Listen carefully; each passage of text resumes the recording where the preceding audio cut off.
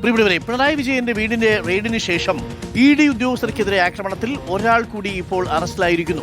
കോട്ടയത്ത് നിന്നും അമലിനെയാണ് പോലീസ് പിടികൂടിയത്. ഇയാളെ തിരുവനന്തപുരത്ത് എത്തിക്കും. ഇന്നലെ രാത്രി തന്നെ പ്രതി ഒളിവിൽ പോയി എന്ന് പോലീസ് അറിയിച്ചു. ഇതോടെ പിടിയിലായവരുടെ എണ്ണം 8 ഹരിമോഹൻ, അപ്പോഴും കണ്ടാലറിയാവുന്ന 300 പേർക്കെതിരെയാണ് കേസ്. 8ാമത്തെ ആളെ ഇപ്പോൾ അറസ്റ്റ് ചെയ്തിരിക്കുന്നു. നിരവധി പേർക്കായി വീണ്ടും ഇപ്പോഴും തെരച്ചിൽ ഊർജിതമാക്കിയിരിക്കുകയാണോ പോലീസ്?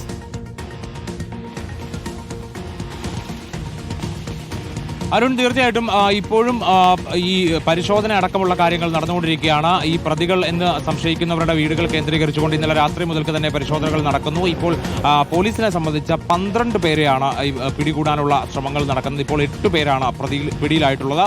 ഇന്നലെ ഈ സംഘർഷം കഴിഞ്ഞ ഉടനെ പലരും പല സ്ഥലങ്ങളിലേക്കാണ് പോയത്. ചിലർ അവരുടെ സ്വന്തം നാടുകളിലേക്ക് പോയി, ചിലർ മറ്റ് ജില്ലകളിലേക്ക് പോയി. അങ്ങനെയാണ് ഇപ്പോൾ കോട്ടയത്ത് നിന്ന് അമൽ എന്ന് പറയുന്ന ഒരാളെ പിടികൂടിയിട്ടുള്ളത്. കോട്ടയം ജില്ലയിലെ രാമപുരത്ത് നിന്നാണ് ഇയാളെ പിടികൂടിയത് എന്നുള്ളതാണ് ഏറ്റവും ഒടുവിലായി അറിയാൻ കഴിയുന്നത്. കോട്ടയം പോലീസാണ് ഇയാളെ പിടികൂടിയത്. ഈ തിരുവനന്തപുരത്ത് നിന്ന് പോലീസ് ചെന്ന് തിരുവനന്തപുരത്തേക്ക് ഇയാളെ കൊണ്ടുവന്ന് പിന്നീട് തുടർ നടപടികൾ സ്വീകരിക്കാനുള്ള നടപടികളിലേക്ക് കടക്കും. ഇതിൽ ഞാനിപ്പോൾ നിൽക്കുന്നത് എയർ ക്യാമ്പിന് മുമ്പിലാണ്. എയർ ക്യാമ്പിലാണ് ഇതിൽ ഭൂരിഭാഗം പ്രതികളുമുള്ളത്.